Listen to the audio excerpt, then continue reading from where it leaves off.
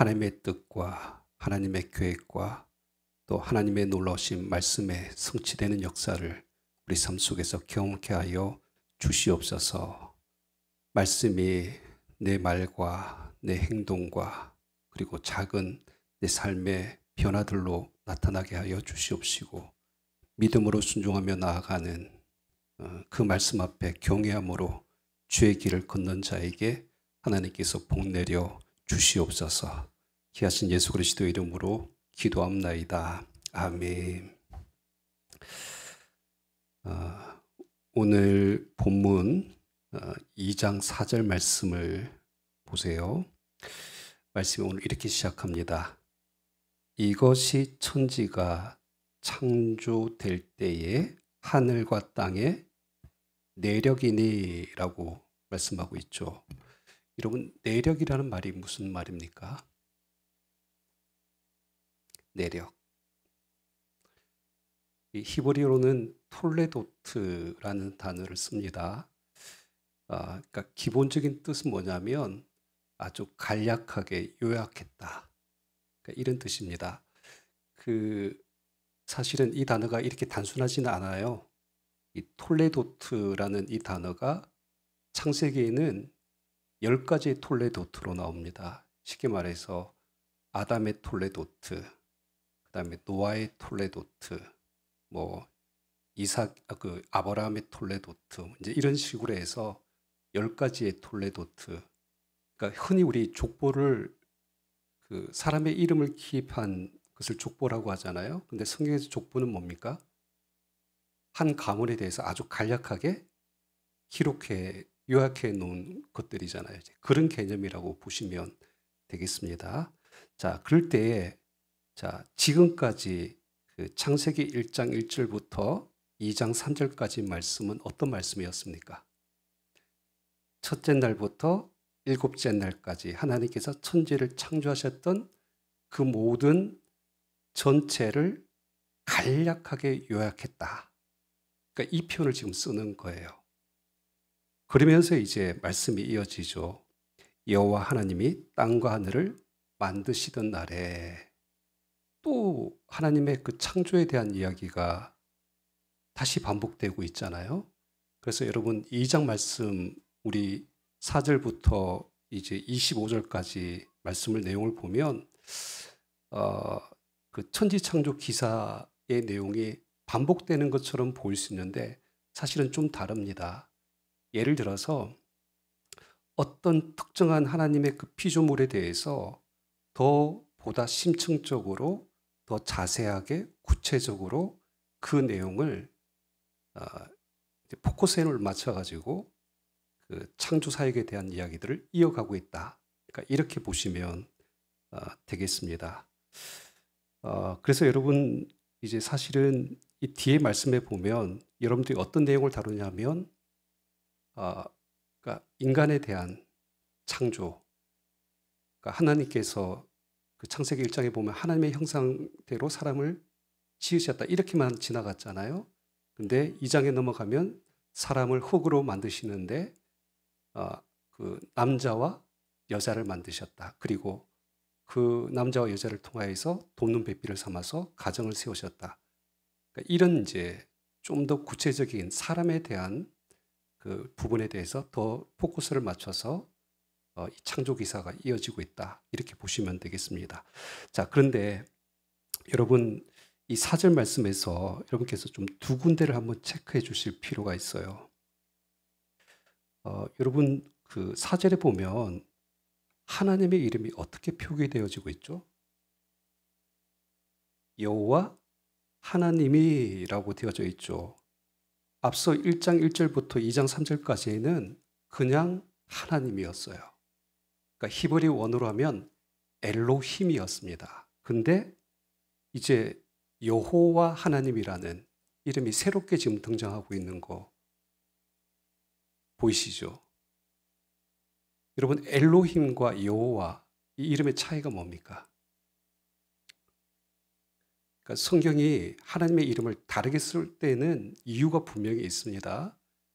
그러니까 엘로힘, 우리가 하나님의 이름에 대해서 예전에 나눴겠지만은 창조주 하나님을 나타낼 때, 그리고 무에서 유를 만드신 전능하신 하나님을 나타낼 때 쓰는 이름이 엘로힘이에요. 근데 여호와라는 이름은 언제 사용할까요? 특별히 여러분께서 여호와라는 이름을 딱 끄집어낼 때에는 이거는 하나님의 언약과 관련되어져 있는 이름이구나. 그 출애굽기에 보면 모세가 하나님을 만났을 때 하나님께서, 그러니까 모세가 사람들이 누가 나를 보냈느냐고 물었을 때 내가 어떻게 대답할까요? 라고 물으니까 하나님께서 뭐라고 말씀하고 있습니까? 나는 스스로 있는 자. 그 발음이 예흐와, 여호와. 이제 공동 번역에서는 우리 야훼 이제 이 단어를 쓰죠. 근데 이 단어가 딱 시작되면서부터 어떤 이야기가 시작되냐면 하나님께서 이스라엘 민족과 언약을 맺으시고, 그리고 그 언약대로 어떻게 이루어 가시고, 그리고 하나님께서 그 백성들을 그 언약대로 어떻게 구원해 나가시는가. 그러니까 이 이야기가 시작되는 거거든요. 마찬가지입니다. 오늘 창세기 2장에도 그러니까 주로 어떤 내용을 다루느냐, 아까 말씀드렸듯이 인간의 창조와 그리고 인간 사회의 가장 기본적인 그 기초 단위인 가정에 대해서 말씀을 하면서 이 모든 것들이 사실은 하나님의 언약과 밀접한 관계들이 있는 거예요. 그래서 이름이 바뀌는 겁니다. 여호와 하나님으로. 그리고 여러분 또 4절 말씀 한번 더 주의해서 보실 것 중에 하나가 뭔가 순서가 하나 바뀐 것이 있어요. 그렇죠. 항상 천지를 창조하셨다 이렇게 표현되어졌잖아요. 천이 먼저고 지가 그 다음에 따라왔어요. 근데 여기 4절 후반부에 보니까 여호와 하나님이 무엇과 무엇을, 땅과 하늘을 만드시던 날, 땅이 지금 먼저예요. 뭐 이런 것 가지고 막 그렇게 깊이 생각하십니까? 라고 생각할 수 있는데 성경이 그렇게, 그러니까 아무런 그 의도 없이 이렇게 이름을 순서를 바꾸지 않습니다. 그러니까 이 장에서 주로 다루는 주제가 사실은 그러니까 무엇을 다루냐면 땅에 대해서 다뤄요. 지가 먼저입니다. 근데 여러분, 땅에 관한 이야기를 지금부터 이제 하겠다라고 말씀하시면서 그 땅에 관한 가장 큰 주제는 누굴까요? 그 주인공은 누굴까요?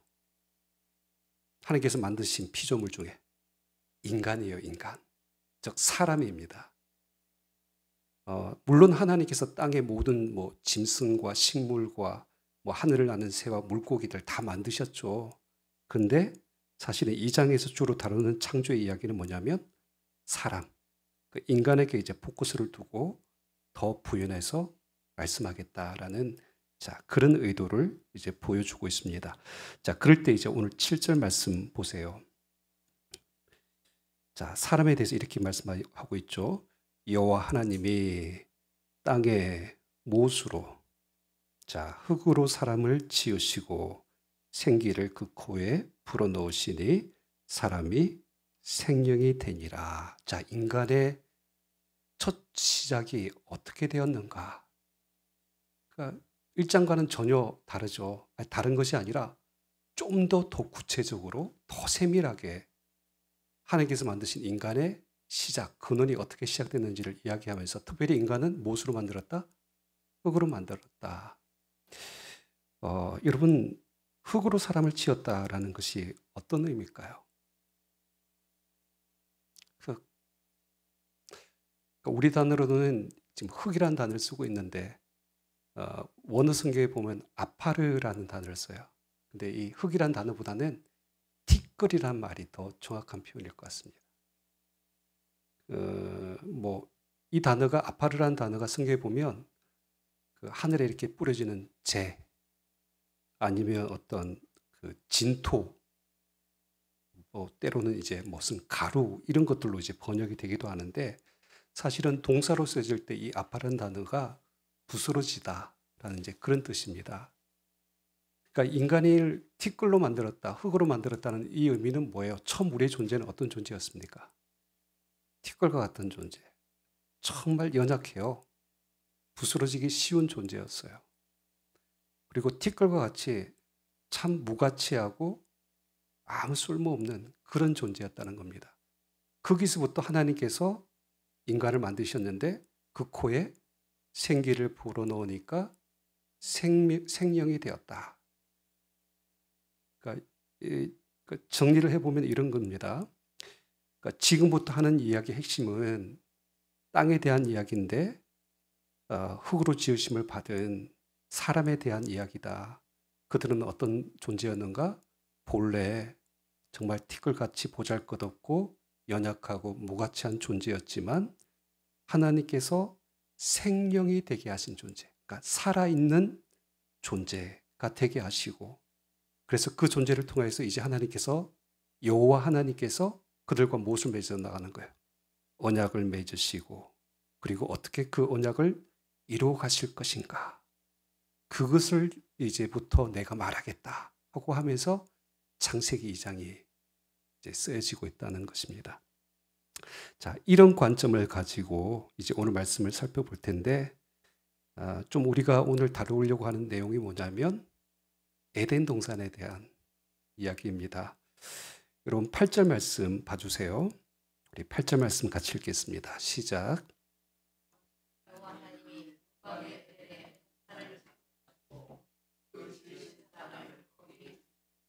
아멘. 자, 하나님께서 사람을 지으신 뒤에 그냥 그 땅 가운데 내버려서 이렇게 던져놓지 않았습니다. 그러니까 너 아무 곳에서나 그냥 아무렇게 살아라 이렇게 말씀하시지 않으시고, 하나님께서 자기 형상을 따라 만드신 그 사람을 위해서는 특별히 무엇을 창설하셨다고요? 에덴을 창설하셨고, 그곳에 그 지으신 사람을 거기 두셨다라는 표현이 나옵니다. 여러분, 창설이란 말이 무슨 말이죠? 창설. 이 번역을 해놓으면 좀 쉬워야 되는데 자꾸 더 어려워져요. 창설. 거창한 무언가를 이렇게 만들어 놓으신 것처럼 이제 표현되어지는데, 히브리어는 나타라는 단어입니다. 나타. 그러니까 이 단어가 본래 뜻이 뭐냐면 나무를 심다라는 뜻이에요. 예를 들어서 이제 또 포도원의 어떤 포도원과 정원 같은 곳을 만들다 이런 뜻이긴 한데, 이 단어가 특별히 이스라엘 백성들에게 쓰여질 때 언제 쓰여지냐면 그 시편 80편 8절 말씀에 보면 이런 말씀이 있습니다. 주께서 한 포도나무를 애굽에서 가져다가 민족을 쫓아내시고 그것을 심으셨도다. 이때 심으셨도다 이 단어가 나타예요. 나타. 무슨 이야기 하는 거예요? 그렇죠. 출애굽 사건인데 하나님께서 애굽에 종살이 하고 있던 이스라엘 백성들을 뭘로 비유하냐면 포도나무로 비유하잖아요. 그 포도나무를 애굽에서 가져다가 나타, 심으셨다. 가나안 땅, 하나님의 약속의 땅에다가 심으셨다. 할 때 지금 이 단어가 지금 이 창설하다라는 단어입니다. 그러니까 여러분, 그 하나님께서 이스라엘 백성들을 그 땅에 심으실 때는 그냥 아무 이유 없이 심으신 건 아니잖아요. 그 땅이 그 나무가 열매를 맺고 그 땅에서 잘 자라나서 더 풍성한 과실을 맺게 하는 것이 하나님의 목적이잖아요. 근데 다른 예언서의 말씀에 보면 이런 말씀이 있잖아요. 이스라엘 백성들을 포도나무로 비유하면서 참 포도나무를 심은 줄 알았는데 나중에 열매를 보니까 뭐였다고 이야기합니까? 들포도나무였다는 이런 표현들을 쓰지 않습니까? 그러니까 하나님께서 심으신 목적대로 그러니까 제대로 이스라엘 백성들이 심겨진 것이 아니다. 그러니까 이런 의미로서의 개념이 있습니다. 자, 이제 중요한 것은 뭐냐면 에덴은 어떤 곳인가? 그러니까 여러분 막 지금 이거 가지고 뭐 성경학자들은 에덴이 과연 어디였을까? 뒤에 보면 히데겔이 나오고 유브라데 강이 나오니까 티그리스 강과 유프라데스 강이 만나는 어떤 지점이니까 지금의 이라크 땅이 아니겠느냐? 뭐 저 위에 이란 땅이 아니겠느냐? 뭐 이런 이제 막 장소 가지고 씨름하는데, 여러분 우리가 지금 고민해야 될 거는 에덴에 대한 정확한 개념입니다. 그러니까 이곳은 분명 하나님께서 사람을 지으시고 심으신 곳이라는 겁니다. 근데 그 심으신 이유가 목적이 있다. 그러니까 그것에 대한 이제 이야기를 하고 있다는 것이죠. 여기 에덴이라는 단어는 좀 이 히브리어로는 모호한 단어이긴 합니다. 근데 흔히 어떻게 해석하냐 하면 그냥 기본적인 의미 뭡니까? 기쁨, 뭐 즐거움, 이제 이런 뜻으로 원어적인 의미를 해석하는데, 사실은 이 단어보다 더 중요한 것이 뭐냐면 동산이라는 말이에요. 동산. 여러분 동산하면 뭐가 생각납니까? 작은 뭐 언덕처럼 생각하죠. 이런 단어들이 좀 우리한테 그 개념을 완전히 바꿔버린 단어입니다. 그러니까 원어의 개념이 뭐냐면 히브리어로 깐이라는 단어인데 울타리를 치다, 이제 이 뜻입니다. 그러니까 그 까나라는 단어가 이제 동사예요. 울타리를 치다. 거기에서 나온 단어 명사형이 깐이에요. 그러니까 울타리라는 겁니다. 그러니까 하나님께서 울타리로 둘러싼 땅이라는 개념이 동산이에요. 근데 여러분 울타리는 왜 치죠?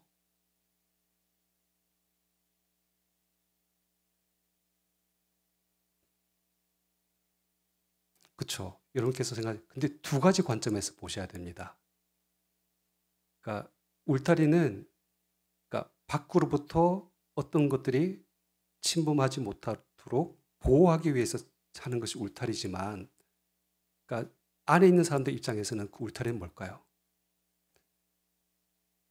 하나님께서 경계로 삼으신 거예요. 딱 거기까지입니다. 그러니까 울타리 밖과 안에 구별된 모습들을 보여주는 것이죠. 그러니까 그런 의미에서 그 에덴 동산이라고 했을 때에는 하나님께서 창조하신 그 인간들을 두시면서 땅의 경계를 두시면서 특별히 구별하시고, 그리고 더 나아가서 그들을 보호하시는 땅. 그러니까 이 개념 속에 이 에덴 동산이란 말에 의미가 있습니다. 근데 자꾸 여러분 우리가 에덴 동산 하면 어떤 개념으로 이해합니까? 에덴. 지상의 낙원 개념, 유토피아의 개념이잖아요. 그러니까 이런 접근이, 그러니까 자꾸 세상적인 개념 속의 에덴입니다. 근데 성경에서 말하는 에덴은 그럼 어떤 곳인가? 그러니까 이 개념을 여러분께서 정확하게 이해하셔야 됩니다. 우리 앞에서 불렀던 찬양 있죠. 우리 438장에 내 영혼이 은총 입어, 이 찬양 그 3절의 가사 혹시 뭐였죠? 자, 높은 산이나 거친 들이나 초막이나 궁궐이나, 자, 이건 중요하지 않아요. 그러니까 우리가 생각하는 유토피아는 어디 해야 돼요? 그러니까 거친 들이 아니에요. 거친 들은 절대로 유토피아가 될 수도 없고, 또 예를 들어서 초막 이런 데는 내가 생각하는 에덴은 아니잖아요. 세상적인 개념이니까. 근데 성경에서 말하는 에덴의 개념은 뭐냐면 내 주 예수 모신 곳이 그 어디나 하늘나라. 그러니까 할렐루야 찬양하세, 내 모든 죄 사함 받고 주 예수와 동행하니 그 어디나 하늘나라. 그러니까 살기 좋은 땅, 뭐 젖과 꿀이 흐르는 땅, 이런 개념으로서 에덴을 이야기하는 것이 아니라, 비록 높은 산 거친 들이라 할지라도 내가 있는 곳이 궁궐이든 초막이든 그건 중요하지 않아요. 우리 주님을 모신 곳, 주님과 동행하면서 살아가고 있는 바로 그곳이 에덴인 거예요. 하나님 나라.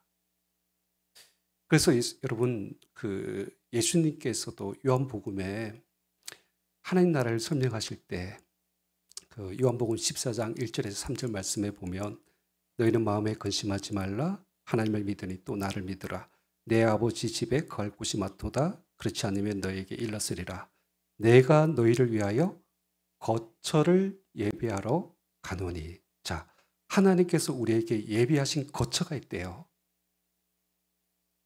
이 개념이 뭐예요? 오늘 구약에서 보면 에덴이잖아요.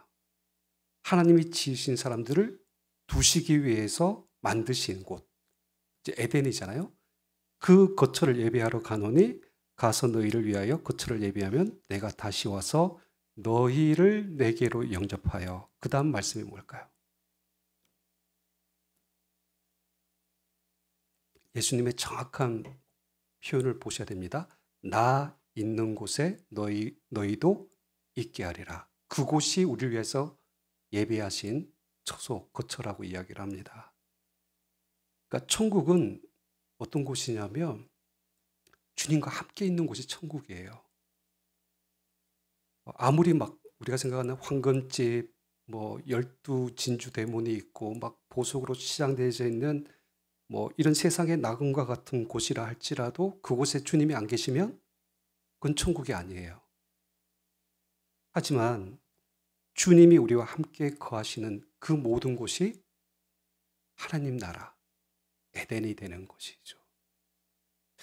자, 그래서 여러분 다시 한 번 더 에덴에 대한 정확한 개념을 보세요. 여기 창세기 3장으로 한번 가봐 주세요. 3장 8절 말씀에 보니까 그러니까 아담과 하와가 선악을 알게 하는 나무의 열매를 먹고 난 이후의 이야기이지만 이런 표현이 나와요. 3장 8절 보시면 그들이 그날에 바람이 불 때, 자, 그 다음 말씀, 동산에 거니시는 여호와 하나님의 소리를 듣고. 자, 하나님께서 에덴 동산에서 어떻게 하고 계셨다고요? 거니고 계셨다. 이 무슨 의미죠? 그냥 하나님께서 오늘 날씨 좋네 뒷짐지고서 이렇게 막 한 바퀴 돌아보고 배회하는 이런 거니시는 건가요? 그러니까 그 뜻이 아닙니다. 여러분 언어 정확하게 제가 불러드릴게요. 미트 할라크입니다. 미트 할라크. 미트는 함께란 단어예요. 그 다음에 할라크는 이 히브리어 굉장히 중요한 단어인데 걷다라는 뜻이에요. 이거 무슨 뜻이에요? 함께 걷다. 그러니까 동행하다라는 뜻입니다. 그러니까 이 단어는 주로 하나님과 사람이 함께 깊은 그 하나님과의 관계 속에서 그 하나님과 동행하는 삶을 살아갈 때 쓰는 단어. 미트 할라크입니다. 그러니까 에덴 동산은 어떤 곳이라고요? 하나님과 우리가 함께 거니면서 하나님과 동행하는 삶을 사는 곳. 이런 의미로서의 에덴 동산인 것이죠. 자, 그래서 여러분 다시 8절 말씀을 한번 정리해 볼게요. 자, 하나님은 사람을 위하여 무엇을 창설하셨다고요? 그러니까 이유는 무엇입니까? 그곳에 지으신 사람을 거기 두시기 위해서 그 에덴을 창설하셨다는 것이죠. 근데 여러분 여기 그냥 두셨다라는 이 말이 무슨 의미일까요? 그냥 이 잔을 들어가지고 여기 그냥 놓았다 이런 뜻인가요? 그런 단순한 개념이 아니에요.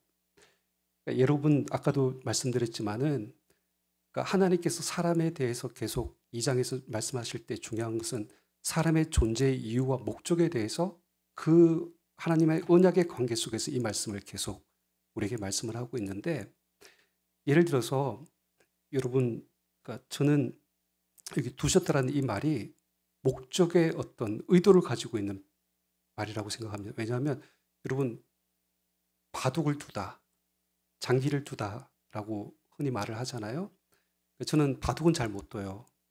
배우지를 잘 못해가지고. 근데 장기는 조금 두긴 하는데 여러분 이렇게 한 수 한 수를 이렇게 딱 둘 때 그냥 그 자리에 놓나요? 아니죠. 그러니까 여러분, 그러니까 왜 이 사람이 바로 여기에다가 이 수를 두었을까? 이걸 알려면 어떻게 해야 됩니까? 바둑 두시는 분들. 앞에서 왜 이 수를 뒀는지를 보면 또 알 수도 있고요. 그리고 이 수를 둠으로 말미암아 앞으로 어떤 수가 일어날 경우의 수가 일어날 것인가를 보면 계산하면 의도를 알 수가 있잖아요. 그러니까 마찬가지입니다. 하나님께서 사람을 거기에 두신, 에덴 동산에 두신 그 이유와 목적이 있다는 거예요. 그러니까 그런 의미입니다. 그러니까 긴 이제 설명이 이제 필요 없어요. 사실은 간단하게 이제 요약하면 이런 겁니다. 에덴 동산은 왜 창설을 하셨는가? 사람을 만드셨고 하나님이 그 에덴 동산에 우리에게 뭔가를 기대하고 원하는 것이 있기 때문인 것이죠. 그 하나님께서 우리에게 원하고 기대하고 바라는 것이 뭘까요? 에덴의 본질이 뭐였어요? 하나님과 함께 거니면서 하나님과 함께 동행하는 삶을 살게 하기 위해서 우리를 거기 두신 것입니다. 그러니까 이것이 에덴 동산의 가장 핵심적인 의미입니다. 말씀을 계속 이어서 볼게요. 좀 빠르게 더 진행하겠습니다. 여러분 9절 말씀 한번 봐주세요. 여호와 하나님이 그 땅에서 보기에 아름답고 먹기에 좋은 나무가 나게 하시니 동산 가운데는 생명나무와 선악을 알게 하는 나무도 있더라. 자, 에덴 동산에 대해서 계속 쭉 설명을 합니다. 근데 이제 그 동산 안에 무엇에 대해서 이야기를 합니까? 두 그루의 나무가 있어요. 하나가 뭡니까? 동산 가운데 생명나무와 또 동산 가운데 또 뭐가 있습니까? 선악을 알게 하는 나무. 우리 흔히 선악과라고 부르잖아요. 근데 정확한 말은 선악을 알게 하는 나무예요. 그러니까 생명나무와 선악을 알게 하는 나무가 잘 보세요. 에덴 동산에 저쪽 변두리 아니면 어떤 가장자리 이곳에 있는 것이 아니라 딱 누구나 보면 어느 곳에서든지 다 보면 볼 수 있는 어디에 딱 세워놨어요. 여기 정확한 성경 번역이죠. 동산 가운데 그 중앙에 센터에다가 잘 보이도록 그렇게 두셨다는 겁니다. 그 이유에 대해서는 이제 우리가 좀 이따 더 들여다볼 필요 있는데 부연해서 이 그 두 나무에 대해서 설명한 말씀이 16절, 17절 말씀이에요. 여러분 16절, 17절 여호와 하나님이 그 사람에게 명하여 이르시되 동산 각종 나무의 열매는 내가 임의로 먹되. 그러니까 모든 열매는 다 먹을 수 있어요. 다만 딱 하나 17절 선악을 알게 하는 나무의 열매는 먹지 말라.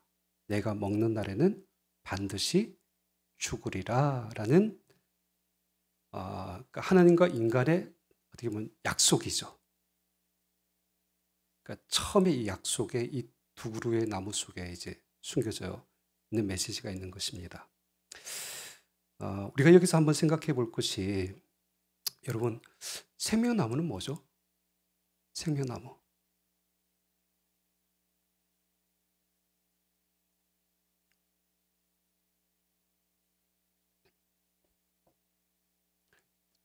생명나무가 뭐죠? 에덴 동산에 있는 생명나무. 말 그대로 생명을 주는 나무겠죠.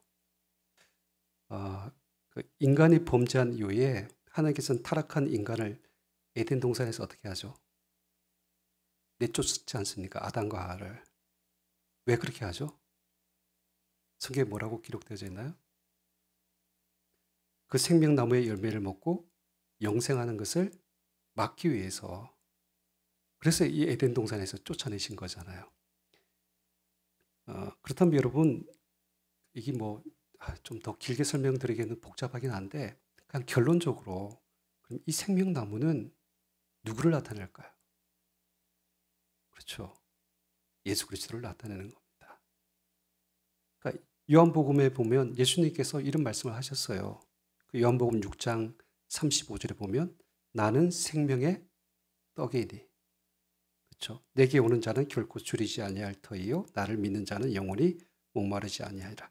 요한복음 6장 51절 나는 하늘에서 내려온 살아있는 떡이니 사람이 이 떡을 먹으면 무엇하리라? 영생하리라. 그러니까 생명나무가 사실은 그 예수 그리스도를 가리키고 있음을 알 수가 있습니다. 그러니까 결국 이 에덴 동산에서 본래 우리는 생명나무이신 예수 그리스도를 통해서 그와 함께 거닐면서 영원한 생명을 누렸어요. 근데 범죄함으로 말미암아 그 생명이 끊어지게 된 것이죠. 아까 우리 16절 말씀에 또 나눴지만은 동산의 각종 나무의 열매는 다 먹을 수 있었습니다. 생명의 나무는 하나님께서 금하셨나요? 아니면 허락하셨나요? 원래는 다 허락하신 거였어요. 그런데 이제 더 중요한 것이 여러분 사실 우리는 생명나무보다는 어디에 초점이 좀 맞춰져 있습니까? 왜 하필이면 그 나무를 거기에 두셔가지고 죄를 짓게 만들어서 우리를 이렇게 뭐 자유의지고 뭐고 인간이 이렇게 타락하게 만들었는가 이렇게 막 고민하고 있는데 이 생명 그 선악을 알게 하는 나무의 본질을 여러분께서 좀 정확하게 이해하실 필요가 있습니다. 여러분 보세요. 똑같이 생명나무와 함께 동산 어디에 있었습니까? 어디서나 잘 보이는 그 중앙에 선악을 알게 하는 나무가 있었어요. 근데 볼 때마다 무슨 생각이 딱 듭니까? 다른 열매는 다 먹어도 돼요. 근데 이 나무만은 열매만은 먹지 말라. 먹는 날에는 반드시 죽으리라라고 말씀하셨던 그 나무를 보면서 그 에덴 동산에서 아담과 하와가 이제 있었던 것이죠. 근데 여러분 왜 모든 것은 다 허용하면서 이거 한 가지만 허용하지 않으셨을까? 이유가 뭘까요? 이 금지 명령의 본질이 뭡니까? 여러분 3장으로 넘어가 봐 주세요. 그러니까 3장에 넘어가면 그 이유에 대해서 정확하게 우리가 알 수 있는 말씀이 자, 뱀이 이제 여자를 하와를 미혹하는 이야기가 나오잖아요. 보세요. 그런데 뱀은 여호와 하나님이 지으신 들짐승 중에 가장 강교하니라. 뱀이 여자에게 물어 이르되 하나님이 참으로 너에게 동산 모든 나무의 열매를 먹지 말라 하시더냐.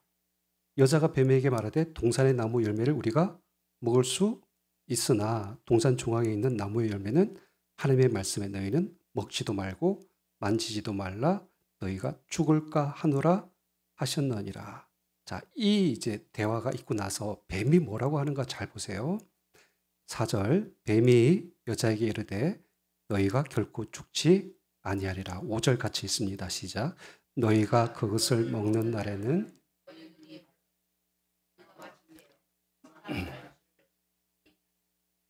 자, 이 말씀 잘 보세요.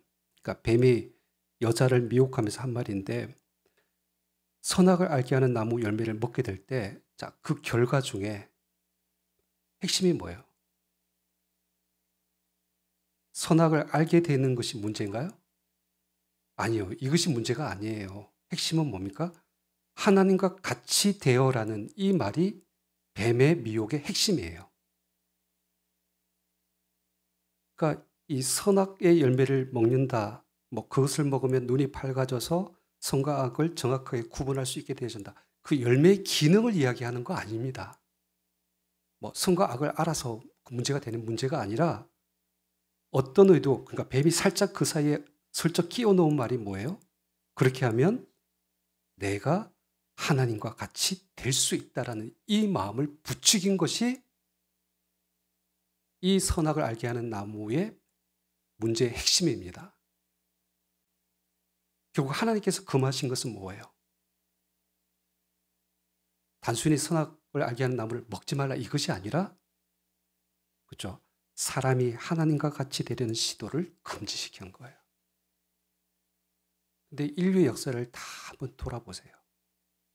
인간은 끊임없이 하나님 같이 되려고 했습니다. 자기가 하나님의 피조물이라는 사실을 망각해 버립니다. 하나님을 나의 창조주로 인정하지 않아요. 하나님의 권위와 통치와 다스림 받지 않으려고 해요. 더 나아가서 하나님을 내 삶의 주인으로 섬기려고 하지도 않는 것이죠. 그러니까 표면적인 행위 이면 속에 이 선악을 알게 하는 나무의 그 핵심이 뭐냐면 내가 하나님이 되고 내가 하나님 자리에 앉고 하나님이 아니라 내가 주인이 내 인생의 주인이 되려고 하는 이것을 하나님께서 금지시키신 것이죠. 그러니까 이것이 하나님과의 언약의 관계 속에서 딱 하나님과 인간의 관계를 설정해 놓은 설계도입니다. 이 울타리를 벗어나는 건 뭐예요? 죄인 거예요, 죄. 그러니까 그 개념이 이 에덴 동산에 딱 구조적인 장치로 되어져 있다는 것이죠.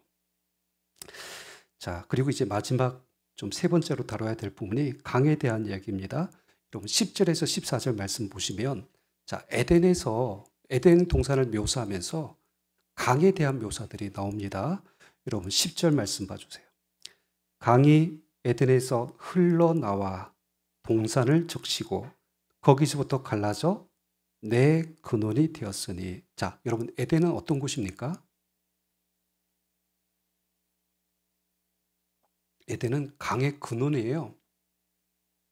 강의 물줄기가 발원되는 곳이에요. 근데 갈라져서 흐릅니다. 근데 그 강이 한 곳을 향해 흐르지 않아요. 네 가지 방향을 가지고 흐릅니다. 11절에 보니까 첫째 이름은 비손이라. 그러니까 금이 있는 하윌라 온 땅을 둘렀으며. 자, 이 첫 번째 강이 비손인데 뜻이 뭐냐면 여러분 기록해 놓으세요. 히브리어는 퍼진다라는 뜻이에요. 퍼진다. 퍼진다. 그 다음에 13절 둘째 강의 이름은 기온입니다. 이 뜻은 뭐냐면 넘친다라는 뜻이에요. 그 다음에 14절 셋째 강의 이름은 뭐예요? 14절 히데겔. 그러니까 오늘날 말로 하면 티그리스 강이에요. 근데 이 뜻은 뭐냐면 화살이라는 뜻이에요. 화살. 화살은 어떻습니까? 빠르게 휙 날아가잖아요. 그러니까 강이 어떻게 흘러간다는 거예요? 화살처럼 강물이 급하게 빠르게 흘러간다. 이제 이런 뜻이고요. 그 다음에 14절 후반부에 보면 넷째 강의 이름이 뭐예요? 유프라테스 강이죠. 이 말의 뜻은 뭐냐면 열매를 맺는다라는 뜻입니다. 자, 그러니까 동서남북으로 생명의 강이 흘러나오는데 근데 그 강들이 어떻게 돼요? 퍼지고 넘치고 화살처럼 빠르게 흘러서 열매 맺는다. 그러니까 이 생명의 물들이 살아서 역동하는 그 모습을 이 네 개의 강을 통해서 에덴 동산으로 그렇게 묘사를 하고 있는 것이죠. 자, 그럴 때 그러니까 왜 이런 말씀이 성경 속에 기록됐을까? 그냥 지리적인 특징을 이야기하기 위한 걸까요? 그렇지 않아요. 아까 우리 특별히 8절 말씀 아까 기억하셔야 돼요. 하나님께서 사람의 에덴을 창설하시고 거기에 두신 뭐가 있다고요? 목적이 있고 이유가 있다라고 말씀드렸잖아요. 그러니까 결국 하나님께서 설계한 에덴 동산은 어떤 곳이냐면 하나님이 지으신 그 사람들을 통하여서 원하시는 것은 하나님의 그 생명이 온 땅에 흘러 넘쳐서 그래서 퍼지고 그 생명의 열매를 맺게 하기 위해서 사람을 거기 두셨다는 것이죠. 그러니까 여러분 이렇게 생각하시면 됩니다. 나를 하나님께서 우리 새들교회 이곳에 두신 이유가 뭔가? 나를 우리 가정 속에 세우신 거기에 두신 이유가 뭔가?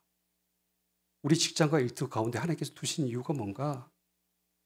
그러니까 하나님의 생명이 널리 퍼져서 넘쳐 흐르는 그 생명의 그 강줄기가 되게 하기 위해서 이렇게 우리를 그곳에 두신 것이죠. 근데 이 하나님의 그 생명이 어떻게 온 땅에 흘러넘치게 할 수 있을까요? 다시 처음에 돌아가서 에덴 동산의 그 핵심이 뭐라고 말씀드렸죠? 하나님과 함께, 하나님과 거닐면서 동행하는 삶을 통하여서 하나님의 생명이 온 사방으로 흘러넘치게 하는 것. 그러니까 이러한 삶의 이유와 목적을 위해서 사람을 거기 두신 것입니다. 여러분 15절 말씀으로 결론을 내겠습니다. 긴 말씀이었지만 여러분 그 3장에 가면 결국 아까 말씀드렸듯이 인간은 범죄함으로 이 에덴에서 쫓겨나잖아요. 근데 우리 안에는 어떤 갈망이 있어야 됩니까? 그렇죠. 다시 그 잃어버린 에덴 동산의 회복이 우리 삶 가운데 이루어져야 됩니다. 궁극적으로 이 에덴은 언제 회복되냐면 요한계시록 새하늘과 새 땅 주님께서 다시 오는 그날에 진정한 하나님 그 잃어버린 에덴이 완전히 회복되어지지만 하지만 이 땅에서도 우리가 에덴을 회복할 수 있어요. 왜? 생명나무의 열매를 우리는 그동안에 먹지 못해서 죄와 사망의 권세 아래 있었지만 그 참 생명의 떡 계신 예수 그리스도가 이 땅 가운데 오심으로 말미암아 우리 안에 뭐가 들어왔어요? 구원, 하나님의 생명, 영원한 생명이 들어왔잖아요. 그래서 우리는 어떤 삶을 지금 살고 있습니까? 주님과 함께 거하면서 주님과 함께 동행하는 삶을 살아가고 있는 거예요. 근데 이 땅에서의 에덴은 회복하려고 할 수 있는 에덴은 완전하지는 않아요. 근데 오늘 15절 말씀 한번 봐주세요. 이런 표현이 참 의미 있게 와닿아야 됩니다. 뭐라고 기록되어 있습니까? 여호와 하나님이 그 사람을 어떻게 하여 이끌어. 정확하게 이끌어라는 이 의미는 뭐냐면 그 사람을 택하여라는 뜻입니다. 그 다음에 우리 앞에서 표현 나왔죠? 에덴 동산에 어떻게 했다고요? 두어 택하시고 그곳에 두신 목적이 뭡니까? 그것을 경작하며 지키게 하시고. 여러분 경작하고 이 말이 뭘까요?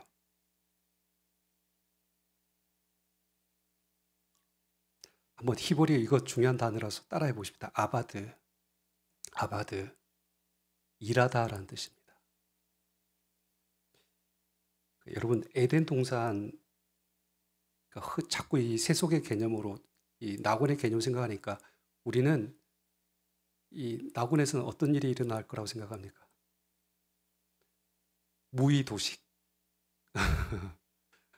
뭐 아무것도 안 하고 뭐 어떤 기쁨이 넘치고 즐거움만 누리는 쾌락의 상태, 그러니까 이런 철학적인 이상한 개념을 가지고 자꾸 에덴의 개념을 이해하는데 여러분 그런 곳이 에덴이 아닙니다. 분명하게 우리를 거기 두어서 경작, 일하게 하셨어요. 그러니까 어떤 일을 하게 하셨습니까? 매일매일마다 하나님과 동행하기를 힘쓰는 삶.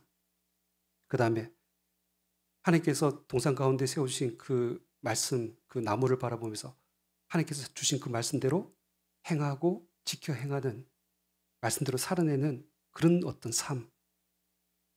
그리고 오늘 4개의 강을 통해서 보여주신 것처럼 하나님의 생명이 이제 우리로부터 시작이 되어서 온 땅에 흘러 그 생명이 퍼지고 넘치고 더 빠르게 흘러서 많은 사람들에게 그 생명의 열매를 맺게 하는 그 사명을 우리에게 주신 줄 믿습니다. 이 에덴 동산의 공동체가 우리 새들교회 공동체의 모습으로 회복되어지기를 소망하고 저와 여러분들이 또 하나님 앞에 귀하게 그 일을 위해서 쓰임받는 우리 모두가 되시기를 주님의 이름으로 축원합니다. 우리 기도하겠습니다.